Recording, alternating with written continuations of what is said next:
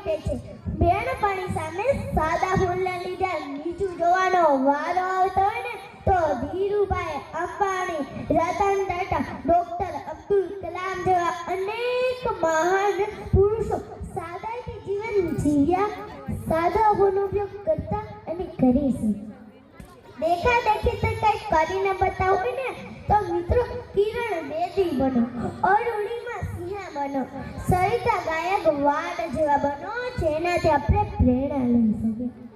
સરિતા ગાયક વાડ ડાંગ જિલ્લાની આદિવાસી ગરીબ કુટુંબની દીકરી છે। તેના ઘરમાં ટીવી, વીજળી કે પાણીની પણ સુવિધા ન હતી। નાનપણથી ખેલકૂદમાં રસ ધરાવતી, શૂઝ લેવાના પણ પૈસા ન હતા અને આ દીકરીના જુસ્સો અને સાહસે સાબિત કરી દીધું કે મનમાં કેળવવાનું લગન હોય ને તો ધારેલા લક્ષ્ય સુધી પહોંચી શકાય છે। ઇન્ડોનેશિયાના જકાર્તા ખાતે યોજાયેલ 18મા એશિયન ગેમમાં ગોલ્ડ મેડલ જીતે છે, જે સમગ્ર ભારતને ગૌરવ અપાવે છે। ગુજરાત સરકાર દ્વારા બેટી બચાવો અભિયાનની બ્રાન્ડ એમ્બેસેડર જેવી અનેક મહાન પુરુષોએ પોતાના સાહિત્યતાના અને શૌર્યતાના બીજ રોપ્યા છે। મિત્રો આપણે આ વાત ક્યારે નહીં ભૂલાય કે કોરોના આવ્યો પરંતુ આપણે એક વાત શીખવીને ગયો છે કે માણસ તેના ઓછા ખર્ચે પણ તેનું જીવન શાંતિથી જીવી શકે છે। મિત્રો આ સેલ્ફીના જમાનામાં ખોટા ખર્ચા કરવા, દીકરીના ધૂમધામ લગ્ન માટે, દીકરીના પિતા માટે કેટલી મોટી જવાબદારી આવે। દિવસે દેખા દેખી તો વર્ગ તો રોગ કેટલા પરિવાર અને જીવનને વીખી નાખે છે।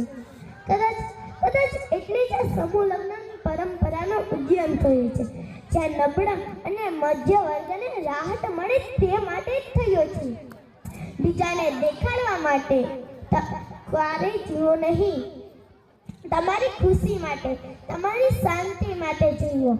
વધારે ખર્ચા કરવાથી ક્યારેય શાંતિ નહીં પ્રાપ્ત થાય। આ દેખા દેખીના ક્યાંય સ્થાન નથી। આ 4 પંક્તિની કવિતા રજૂ કરું છું ગાનમાં।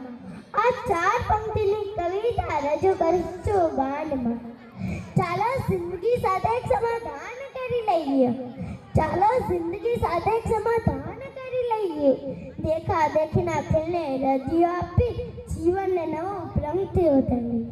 દેખા દેખીના ખેલને રદિયો આપી જીવનને નવો ઉપલબ્ધિ વધારી। બહુ જ હોય છે સમાજની બે તિરણ, પછી લોન લઈને કરે છે વિતરણ। ક્યાં અટકશે દેખા દેખીનો જમાનો, ઓમાસે ભાવે પેઢી નિમિત્ર। ચર્ચા ચર્ચીનું એક જહાજ ભરી લઈએ। હું મારા શબ્દને વિરામ આપતા એટલું જ